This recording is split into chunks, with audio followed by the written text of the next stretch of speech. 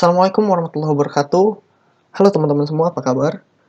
Saya harap semua teman-teman baik-baik aja ya. Nah, kali ini saya akan menjelaskan bagaimana cara untuk membuat user access atau yang biasa kita pahami itu adalah tombol login pada sebuah aplikasi. Nah, pada kali ini saya akan menjelaskan untuk aplikasi Java yang kita buat. Di sini kita sebelumnya itu kita membutuhkan server database ya. Jadi kita untuk penggunaannya ini kita menggunakan localhost saja, kita local database saja. Jadi kita menggunakan XAMPP control panel versi 3.2.2 atau kalau emang teman-teman punya yang lebih baru, nggak apa-apa dipakai aja gitu. Atau yang di bawah versi 3 juga boleh, tapi jangan yang terlalu usang ya.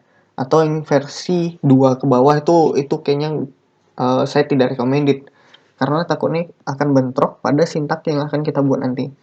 Nah, di sini saya udah jalankan Apache dan MySQL. Jadi, sebelum kita ke coding, saya akan mengajak teman-teman untuk ke database-nya dulu. Jadi, kita akan mengakses database kita dulu. Nah, di sini saya buat localhost phpMyAdmin. Kemudian kita ke database. Lalu, nah, di sini kita ada database kita. Ada banyak ya database, tapi kita sini menggunakan database penjualan. Nah, di sini sudah banyak table yang sudah kita buat. Namun kita nggak menjelaskan semua table-tablenya. Kita akan menjelaskan satu persatu, tapi untuk di sesi ini kita akan menjelaskan table admin aja. Nah, di table admin kita udah ngebuat nih beberapa user. Nah, beberapa user ini dia punya aksesnya masing-masing. Nah, jadi untuk aksesnya itu kita ada kode user, nama user password, username, bagian ini maksudnya itu jabatan dari si usernya. Kemudian ada alamat dan telepon. Nah, untuk isinya teman-teman sudah lihat ya. Di sini udah ada isinya. Namun untuk percobaan nanti saya akan menggunakan user Resna. Nah, tapi sebelum itu, teman-teman bisa lihat nih, untuk kode user itu tidak ada yang sama ya. Karena di sini untuk kode user sendiri itu tidak boleh sama karena takut bentrok nanti ketika sintaksisnya jalan gitu. Jadi kode user ini kita buat sebagai primary key, yang dimana primary key itu sebuah code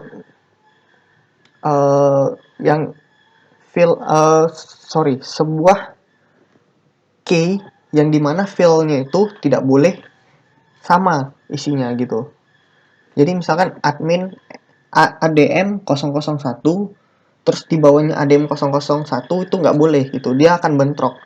Dia akan error nanti pada database-nya. Oke, sampai sini aja untuk database. Kemudian kita ke codingnya. Nah, di sini saya udah menyediakan codingnya. Kita udah ngebuat programnya. Sini kita sebelumnya menjalankan si servernya dulu, inventory server. Oh ya, ini udah jalan sebelumnya sih. Jadi dia bakal error. Jadi akan kita jalan ulang. Jadi biar teman-teman bisa tahu juga. Kita jalankan.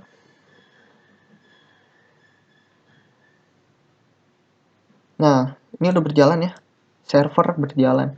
Ini menandakan bahwa server kita udah running tanpa ada problem. Jadi, sebelum kita untuk masuk ke sintaks yang ada di login ini, nah, kita akan masuk dulu ke database-nya. Nah, maksudnya itu bukan ke database yang tadi ya. Maksudnya itu kita ke koneksinya. Jadi, koneksi database kita buat itu di inventory server database. Nah, di sini kita udah ngebuat koneksinya. Nah, bingung ya untuk lihat-lihat sintak-sintak ini? Ya, sama sih sebenarnya dari awal. Oke, kita akan pelajari dulu satu persatu. Jadi untuk pertama itu package. Package ini apa sih maksud package ini gitu. Jadi package ini itu sebuah sebagai contoh sih gini, teman-teman untuk meletak sebuah file, teman-teman pasti untuk biar file itu nggak berantakan pasti kan perlu folder gitu. Nah sama di package ini itu maksudnya tuh sebuah folder sebenarnya, cuman berbentuk package yang dimana dibungkus di dalam source Java gitu. Sama perihalnya dengan si folder tadi gitu. Jadi di sini kita menggunakan package inventory.server.db. Nah, di sini nih ada inventory server.db. Kemudian kita ada import. Nah, import ini sebenarnya ini merupakan standar library pada Java yang dimana kalau kita tidak menggunakan import ini, maka sintak yang kita buat pun tidak jalan dengan sempurna gitu. Jadi makanya kita butuh si import ini untuk menjalankan sintak-sintak yang udah kita buat. Nah, kemudian kita udah membuat sebuah kelas yang dimana nama kelasnya itu database utilities. Nah, maksudnya itu kita untuk mengkoneksikan si database. Jadi kita udah ngebuat si public static connection ini untuk koneksinya ya. Jadi kita menggunakan rumus statement if tunggal gitu. Jadi kita pakai statement if tunggal untuk mengecek si koneksinya. Jadi di sini if connection sama dengan null, maksudnya null ini tidak ada atau kosong gitu. Jadi kalau koneksinya nggak ada, maka coba untuk mencari si driver. Kemudian yang akan nanti dibuatkan sebuah driver object yang dimana namanya itu com.mysql.ojdbc.driver. Nah, nanti kemudian akan disambungkan ke koneksi. Nah, dan koneksi ini akan memanggil si drivernya, driver koneksinya, yang dimana dia akan memanggil si MySQL kita tadi yang localhost dengan port 3306, kemudian dengan database penjualan, lalu rootnya ini merupakan user dari localhost yang kita pakai gitu, default user yang biasa kita pakai gitu.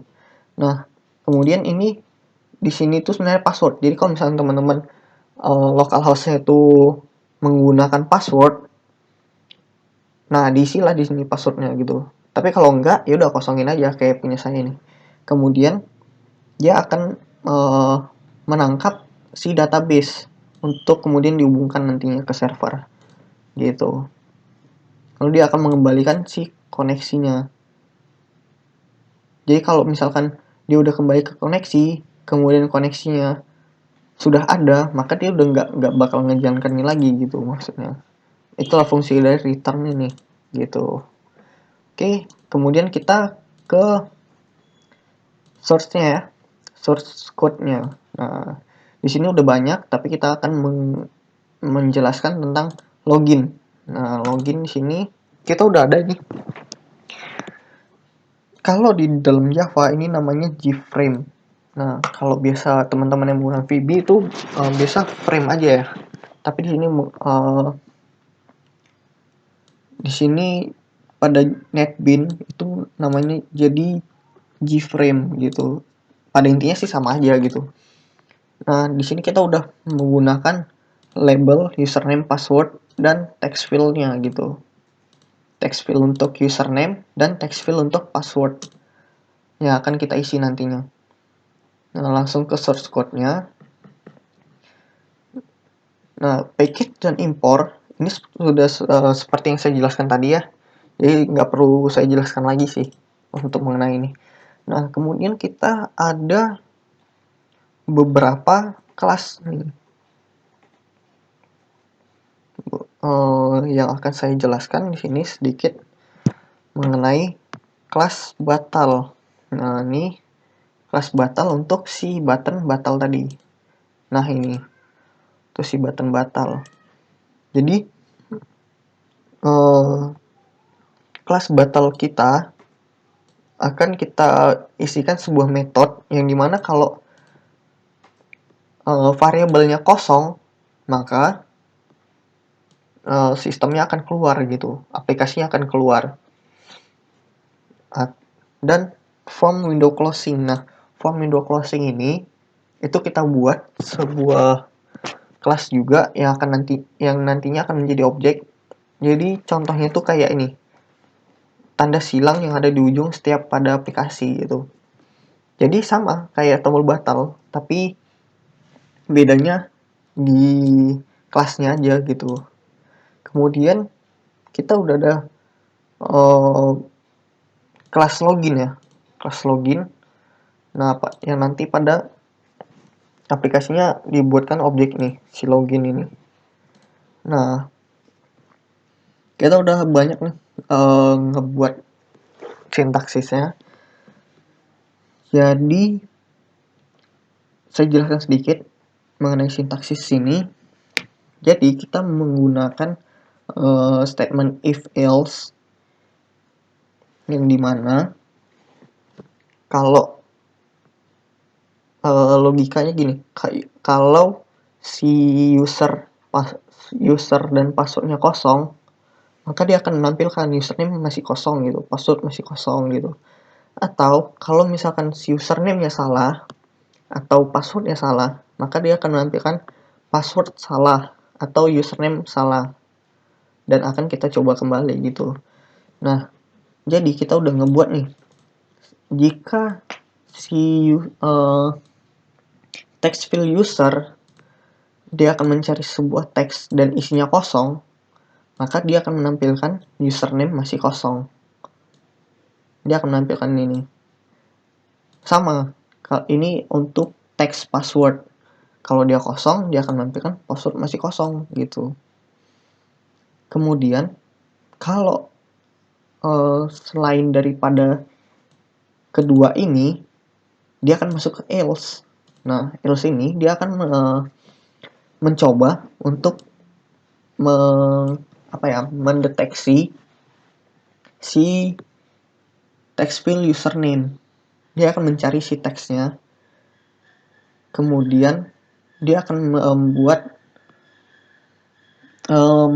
membuat sebuah variabel baru untuk mendapatkan si password. Nah, dia akan mencocokkan nih maksud dari sintaks-sintaks ini.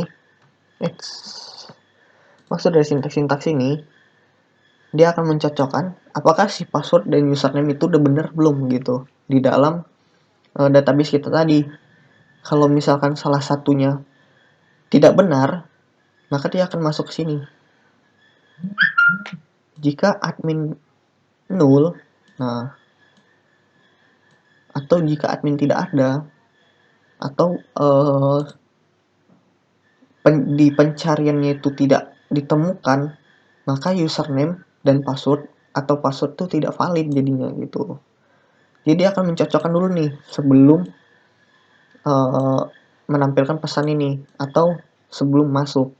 Nah, tapi jika tidak ada, dia akan melewatkannya gitu. Lalu dia si catch ini dia akan menangkap atau mengambil dari koneksi yang udah kita buat tadi sebelumnya dari database. Nah, jadi tampilan itu akan jadi seperti ini. Kita run.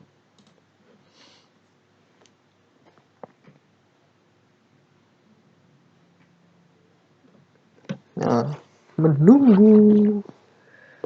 Oke. Nah, udah masuk nih ke aplikasinya. Jadi seperti yang saya jelaskan tadi, ini merupakan si form window closing ya. Nah, itu maksudnya tadi, si form window closing itu ini. Nah, jadi sesuai sintaksis yang kita buat tadi itu kan sesuai dengan database kita. Nah, saya kan sini menggunakan Resna, lalu passwordnya 1234. Nah, tapi kalau misalkan si form login ini mencari password yang salah, misalnya saya buat 123455, maka dia akan menampilkan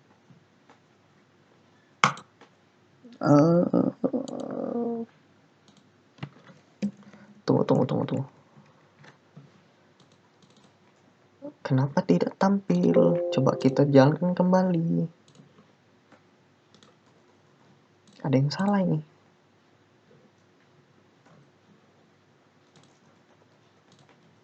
Atau ada yang ketukar tadi ya?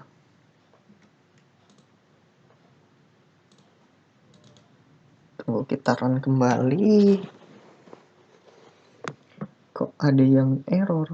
Oh, mungkin tadi ada yang ketimpa kayaknya. Nah, ini misalkan kita buat Resna, lalu 12345, maka dia tampil. Nah, username atau password tidak valid. Atau misalnya Resna 1 gitu. Password kita benar nih 1234. Nah, dia akan menyatakan username atau password juga tidak valid jadinya. Atau nih kosong nih. Ini kosong lalu ada passwordnya diisi, username masih kosong gitu. Atau passwordnya kosong, ini kita isi Resna, password juga masih kosong. Nah, tapi kalau misalnya kita sesuai dengan database 1234 dengan username Resna, nah dia akan tampil, dia akan memberikan akses ke aplikasinya. Tapi sebelum kita bisa login seperti itu, dia tidak akan bisa tuh untuk mengakses aplikasi tadi. Jadi misalnya gini. Nah, ini kan udah masuk nih ke form login. Jadi kita nggak bakal bisa ngeklik yang ini nih. Nah, ini kita nggak bakal bisa ngeklik. Jadi kita harus Resna, ini 1234, login. Nah, ini baru bisa ngeklik. Gitu. Oke, mungkin sampai di sini saja video kita. Lebih dan kurang saya mohon maaf. Semoga ini menjadi ilmu buat teman-teman semua. Oke, terima kasih. Assalamualaikum warahmatullahi wabarakatuh.